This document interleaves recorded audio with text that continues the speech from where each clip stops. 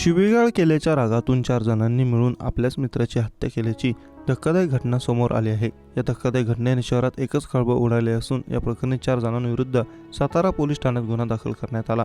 याबाबत सविस्तर माहिती अशी की छत्रपती संभाजीनगर शहरातील सातारा पोलीस ठाण्याच्या हद्दीत मित्राच्या आईला शिवीगाळ केल्याच्या वादातून 4 मित्रांनी मिळून आपल्याच एका 20 वर्षीय मित्राची पोटात चाकू खुपसून हत्या केली। अतुल बाबासाहेब खाडे असे मृत तरुणाचे नाव। या प्रकरणी मुख्य आरोपी विशाल रमेश कळकुंबे आणि रोहन बनकर, वैभव उगले, सुशांत उपदेशी आणि सागर जाधव असे मारेकऱ्यांची नावे आहेत।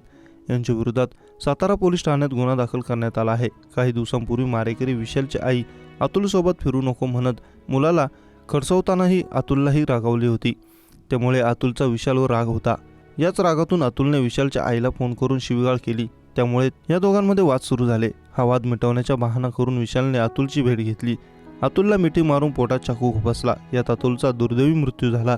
या धक्कादायक घटनेने शहरात एकच खळबळ उडाली आहे।